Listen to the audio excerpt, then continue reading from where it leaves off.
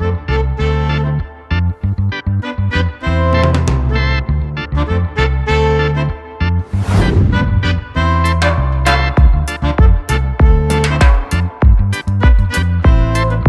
have a new module.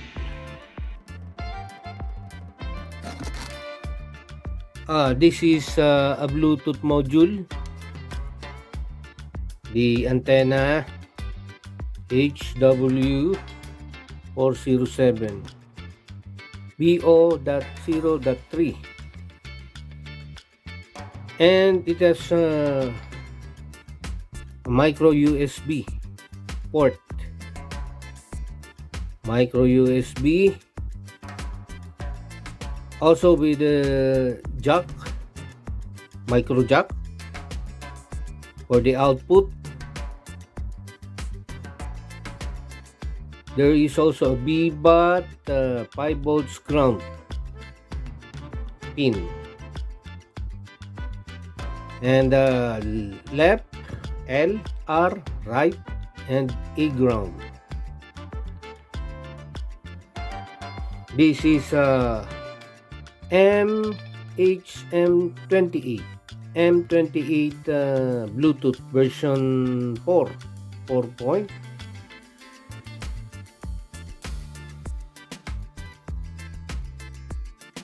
Bluetooth audio, ground, DP on, DN, DP, DN, 5 volts, A ground, and R ground, 5 volts, B-BAT.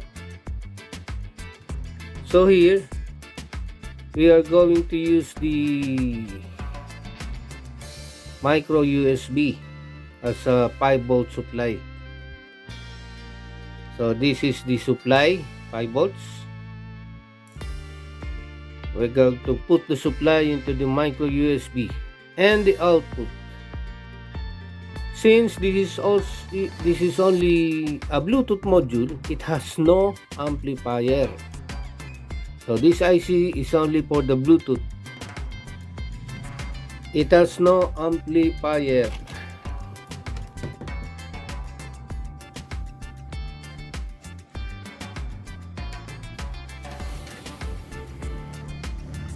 We're going to use this supply for the micro USB because we're going to make a Bluetooth speaker.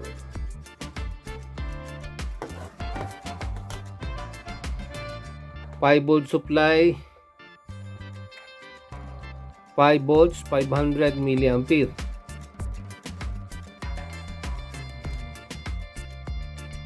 It's 5 volts, 500 milliampere. And then micro USB. Going to connect the micro USB.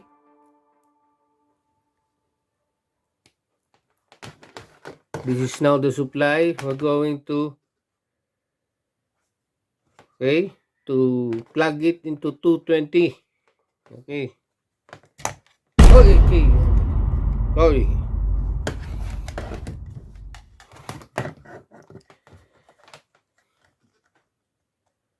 $220. Where is the plug?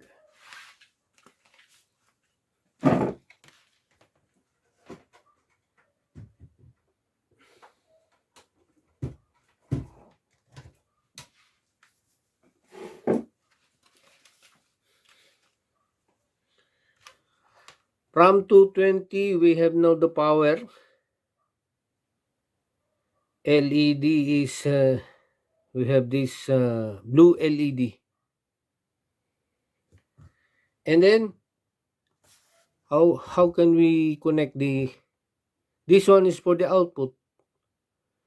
You can connect this plug into amplifier or sound blaster.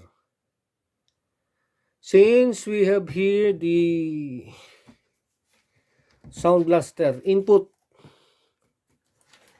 and the output of our Bluetooth This is the output is going to the input of the sound blaster. So we have now the sounds output. Let us powering on the sound blaster or amplifier.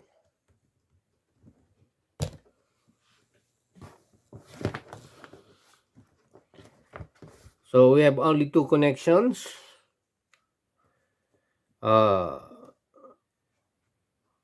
The supply 5 volts and then the sound blaster output or to the from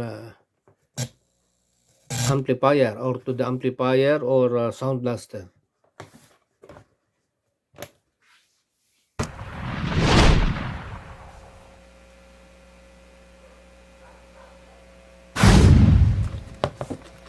Let us now use the cell phone to test our Bluetooth module.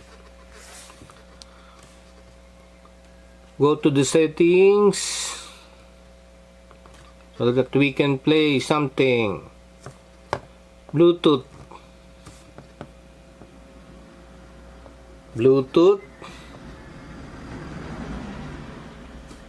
HWBT. That is the Bluetooth name. Pair. Connecting HWBT. Connecting. Could not connect. Why? There is no power. Bluetooth mode. Okay. The Bluetooth device is connected successfully. Oh. Okay. Bluetooth with power. HWBT connected for audio. So we are now connected to Bluetooth.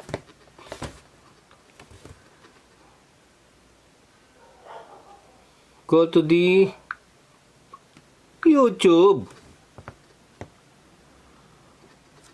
And of course, my favorite electronics channel, Tagalog Electronics. Let us play some video clips about this LED cube.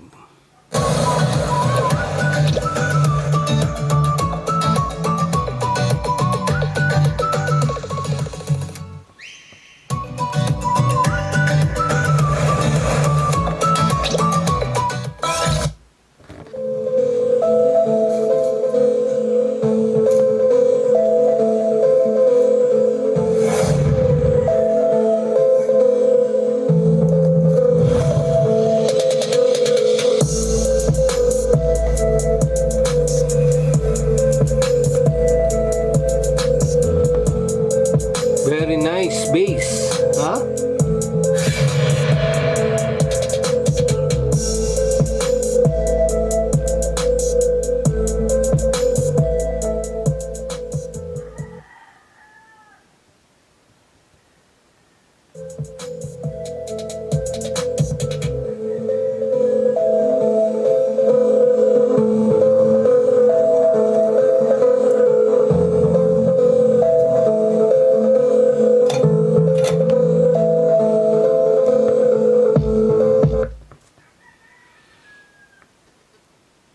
Another one.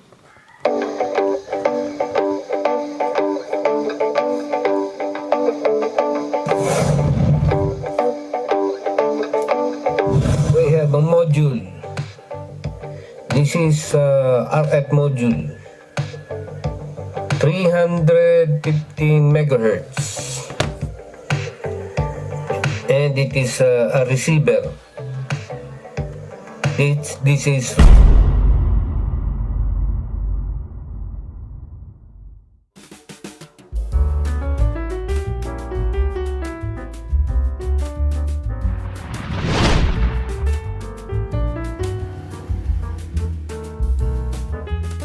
So So in figure 1, we have the MH-M28 Bluetooth speaker. That is the Bluetooth speaker module. This is the Bluetooth speaker module. The antenna of the Bluetooth looks like this. Then the audio out. That is the stereo type plug or cable. We use a stereo cable for the audio out. And then voltage in. Voltage in is the supply of the module. What is the supply? 5 volts. From this is we use a cell phone charger. If you remember the demo, charger or the adapter from 220 to 5 volts because the output is 5 volts. For this module, the input voltage is 5 volts. The output voltage of the charger is 5 volts. And 220 plug into the 220 outlet. So the supply is 5 volts. Audio out, we're using the stereo cable.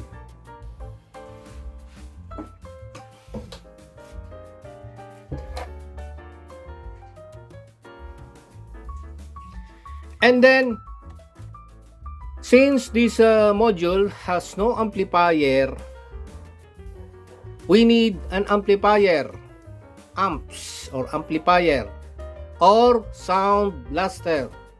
Sound blaster is a sounds for the computer desktop. Sound blaster is the same as amplifier. One form of amplifier is sound blaster. And sound blaster is an amplifier. It has left and right speaker. So this module is a speaker, stereo type Bluetooth module. So whenever we are using the cell phone, then we connect the Bluetooth, then we're engaging into we're using now the Bluetooth, transmit the signal, the Bluetooth, to be received by the Bluetooth module, and then it will sound. So we can now hear the audio through the speaker, through the amps, with the use of supply. So that is the connection overall of our Bluetooth speaker M28. That is the model type M28 MH-M28 Bluetooth module. Module that has no amplifier. So you need an amplifier with a speaker and also a voltage supply of 5 volts. Or you can use power bank, a stable 5 volt supply for this module. You can use charger, cell phone charger, or a power bank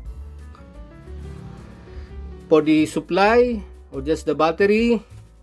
And then for the audio out, you will using the cable stereo cable for the amplifier. There must be an in. Your amplifier must have a line in.